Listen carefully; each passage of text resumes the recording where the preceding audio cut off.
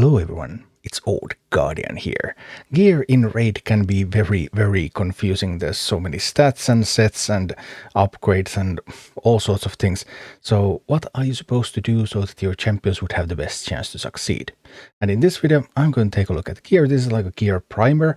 So the goal is to give you all the information that you need to start making the right choices so that you will have good account progression during your first months in Raid. First, thank you Raid Shadow Legends for sponsoring this video, and thank you for giving me this promo link down below in the description, there in the QR code. Promo link for a new Raid account with Deacon Armstrong after the tutorial, Uugo at 15, Tagoar at 20, Mausoleum Mage at 30, the best possible start to Raid. And once you have started Raid, then you need to start thinking about gear. And here's like a super short condensed version of what I'm going to talk about. So, weapons, helmets and shields always have the same main stat. Weapon is always attack, helmet is always HP, shield is always defense. So when you look at those pieces, you know that the main stat is always going to be the same.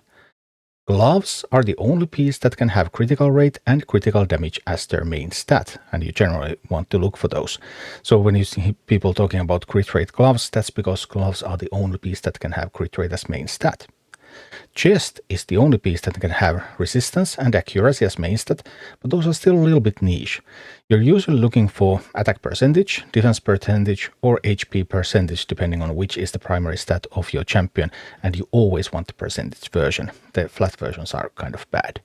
And then there are boots, and boots are the only piece that can have speed as their main stat, and you really want speed because speed is the best stat in the game.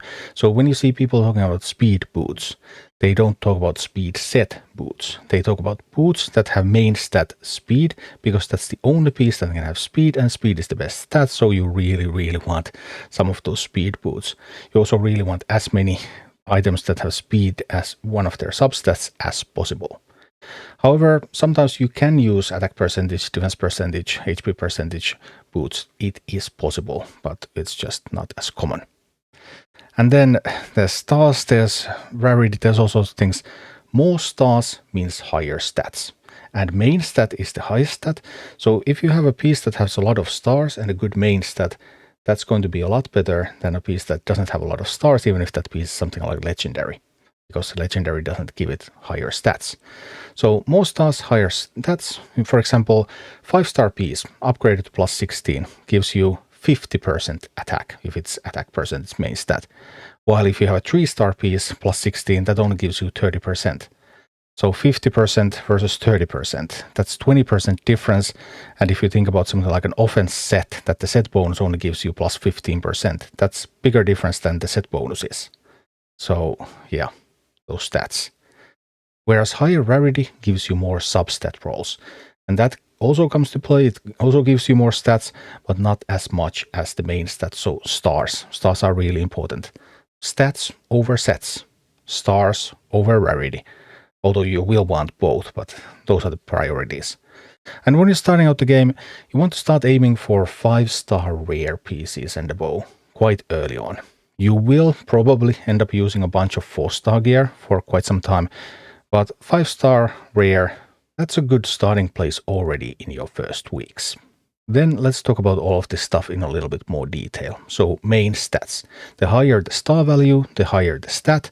For example, if you have gear with percentage stats, if it's 1-star, you upgrade it fully, it gives you 10%.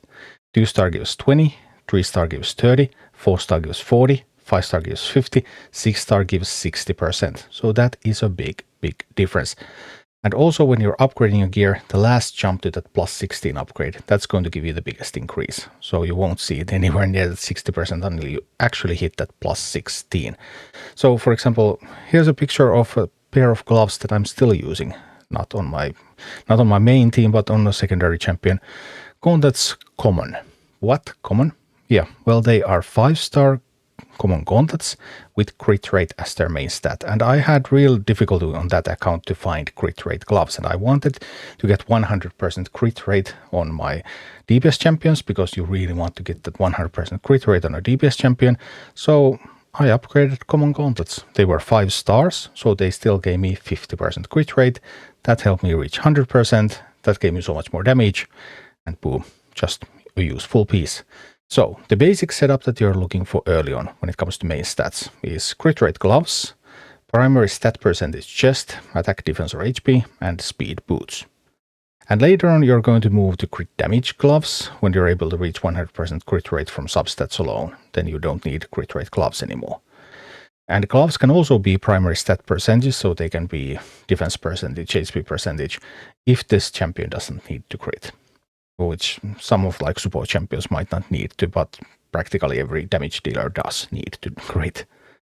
And also flat attack, defense, HP main stats on gloves, chest and boots, they are really bad at any instant still. You will have those flat attack, defense and HP on the top row because attack is the weapon main stat, defense is the shield main stat, and HP is the helmet main stat, and you cannot change those. So main stats, stars are super important. Then we come to substats, the substats that the items have, and stars are still important. The higher the star value, the higher each roll is going to be. So the more value you get from every single stat, the higher the star value. And the higher the rarity, the more rolls you're going to get. Also, when it comes to substats, weapon cannot have defense, shield cannot have attack, and you cannot have the same substat as you have as your main stat. So if you have speed boots, they can't have speed as a substat as well. If you have attack percentage chest, it cannot have attack percent as a substat, although it could have flat attack as a substat, and that might be somewhat useful there, because it's still the same thing, but it's just a weaker version. And artifacts get a new substat roll at +4, +8, +12, and +16. So 4 possible rolls. So if you have a common piece, every single roll is going to open a new slot. 4 rolls, it's going to get 4 substats. If you have an uncommon piece, the first roll is always going to upgrade the substat, the one substat that your uncommon piece has. And then it's going to have 1 in parentheses, and its value is going to roughly double. If you have a rare piece, then +4 and +8 are both going to upgrade those 2 existing stats that are on the piece. It's random which one is going to get upgraded. You can land up with 1 upgrade each or 2 upgrades on one of them. So for example, here I have this Slayer weapon, and this has speed 2, so 2 extra rolls have landed on speed. It started with speed and crit rate. Those first 2 rolls, they both landed on speed, and then, because it's a rare piece, then the next 2 rolls opened 2 new substats, which turned out to be attack percentage and critical damage percentage. And +12, it's also going to be an upgrade roll for epic and for legendary, and it's going to unlock a new stat for others, and +16, upgrade roll only for legendary. So when you hear people talking about triple rolls or quadruple rolls, that's what they're talking about. A rare can only get up to 2 extra rolls, so that would be a double roll. An epic can get 3 because it already has 3 stats, so the first 3 rolls are going to land on some of those stats. So it can get that coveted 3 in parentheses, and a legendary can get a quadruple roll. So it already has all 4 substats. Legendary is never going to have any other substats than the one that it has already when you get it, and then it's going to be random every time you roll at 4, 8, 12, and 16, which one gets the roll, and sometimes they all land on the same stat, and that would be the quadruple roll, the 4 in the parentheses, and really high stat for that one. And these extra rolls, they always come first, and they always go on stats that the piece already has in the beginning. So if you have a rare piece, for example, that has speed, and you a little bit wonder, okay, well, if this got more speed, I would be interested in this. If you upgrade it to +8, it's going to get both of its additional rolls, and then you're already going to see at that point, okay, did they land on speed? Did I get more speed? Oh, I did. Wonderful, I'm going to keep this. And in addition to artifacts, you're also going to have accessories, which follow the same rules mainly for the main stats and substats, but there are some differences. Rings can have HP, attack, and defense as their main stat, only flat stats, so no percentage stats as main stat. Amulets can have those and also critical damage, and banners can have the ones that rings have and also resistance and accuracy. And the champion needs to be ascended to 5 stars to use an amulet, and it needs to be ascended to 6 stars to use a banner. And a banner is huge source of accuracy because you can have accuracy main stat banner, so if you really need to land some debuffs, you really want to get that 6-star champion, 6-star ascension, so that you can use banner and accuracy banner, and then you can just skyrocket your accuracy value.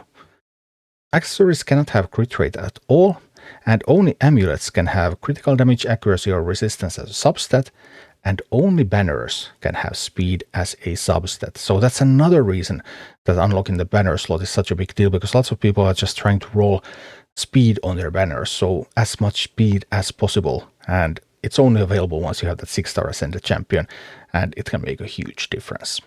But we have only talked about individual pieces and not sets. I said early on that stats over sets, because for example on that offense example, that increase in stars meant that one single piece was more powerful than the entire set bonus. But there are lots of sets and lots of set bonuses. Some sets require 2 pieces to give you a set bonus, so you could equip 2 pieces, 2 pieces and 2 pieces to get that same set bonus 3 times. Some sets require 4 pieces, you can't get 2 of those bonuses. And then there are variable sets 1 to 9, so every single item that you equip from that set gives you more and more bonuses, and those sets also have parts that go into accessory slots, so you can have 9 of them. The stat bonuses are usually not worth using a single weak piece. So if you get a stat bonus from your set, you typically, if you equip a weak piece to get that stat bonus, then equipping a strong piece actually gives you more stats. So then the set bonus is useless. That's why stats over sets. Which means that early on, your gear is often going to consist, maybe you are able to put together some kind of a set, but then there's a mismatch of other set pieces that just don't have, you don't get the full synergy, so you don't get the bonus for most of your pieces, and that's totally fine. However, some sets have special value, especially late game sets that come from stuff like Hydra or Curse City. You're going to get into that a little bit later. But some of the more common sets also have special value, and actually there's one set that's especially important for new players, and that's Lifesteal. It's a 4-piece set that allows you to gain health when you deal damage. And it's often important early in the game, because even your campaign farmer, like later game, your campaign farmer is going to one-shot everything. So everything is just going to die, and it's never going to get hit, so it doesn't need to heal. But early on you don't have that kind of damage, so you're also going to get hit. So you probably need some kind of healing, and Lifesteal can provide you that healing. It can also be useful in the clan boss early on. So that's one set that's useful, not because of stats, but because of its effect that's available early. Other good early sets include speed, good way to get some extra speed, and also it's a 2-piece set, so it's pretty easy to find 2 good pieces so that you can get a little bit of a speed boost, even though otherwise you have a mishmash of various stuff. Perception, craftable from Faction Wars, early accuracy, and speed. Also 2-piece set, so you can often find a way to incorporate it into your gear. Then we go a little bit further, we get into stuff like Regeneration 4-piece, Immortal 2-piece. These are often used to enable solo champions to beat bosses, for example in Doom Tower. So now we're talking about a few weeks in at least. And then there's going to be other niche uses, for example in Doom Tower for Destroy set, Stun set, Toxic set, maybe Shield set. So various sets will have some uses, but you still don't want to keep terrible pieces of them, because then they're just not going to be worth it. But keep an eye on some of these sets. And also special mention to Relentless and to Reflex. They are a little bit of RNG. Relentless can give you extra turns, Reflex can lower your cooldowns, but they can also give you quite a lot of power, so sometimes those could be great sets for general use, which are also available fairly early on. But what about upgrading your gear, especially early on in the game? So the upgrades had a lot of power, especially at 4, 8, 12 and 16 when you get a new substat roll, and at 16 because 16 is a big jump in the main stat. It adds the most power. It should be your goal for gear that you use a lot, even though it costs a lot. And try to upgrade your gear, especially during gear enhancement events, because then you're going to get some event rewards while you do that as well. Because here is a table of the approximate cost to upgrade your gear. So upgrading your gear up to level 4, that's guaranteed. So that is the exact cost that it takes for various star levels.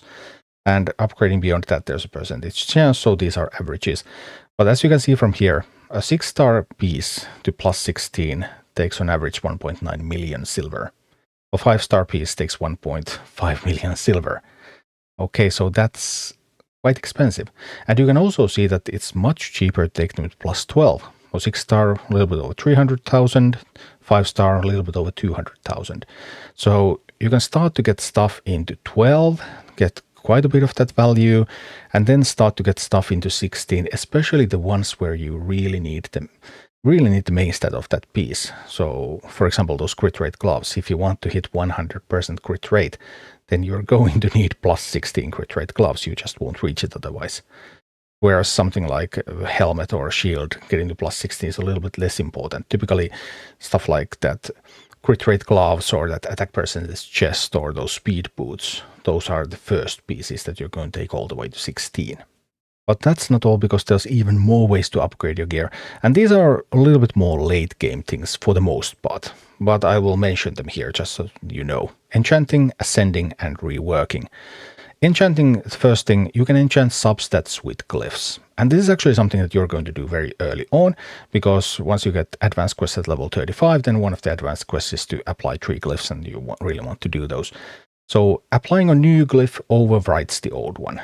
The glyphs, there's a little bit of random on how much stat they give you, and then there's various levels of that glyph, and you can just drop a new one on top of. You can't drop a weaker one on top of something that's stronger, but you can just drop a new one on top of an existing glyph. That's totally fine. You can do that, and you can enchant every stat in each item. So if you have already enchanted attack, you can just drop a resist glyph on the resist stat as well. That's totally fine. They don't interact with each other. And you can be very liberal in applying these low-level glyphs.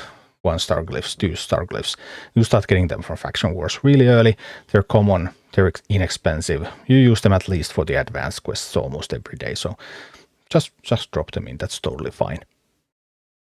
But the other two, Ascend and Rework, a little bit later maybe. So you can improve or add a main stat with Ascend. It's random and it's rerollable with rare resources, and adding ascension levels is going to improve whatever stat you have rolled for it currently. So for example, here I have these crit rate gloves that are also ascended to have more crit rate. I'm not sure if I need all of that crit rate, but I could of course change that later on. That would be possible if I don't want it. But yeah, ascension, a little bit less important early on. The resources are quite hard to get for that one, but glyphs are something that you're already going to use early. And finally there's rework, and rework is something that you're not going to use for months, probably. Because you can change the substat rolls and the main stat roll once with Chaos or through rework. So that's random. The piece can become worse because it can also change its main stat.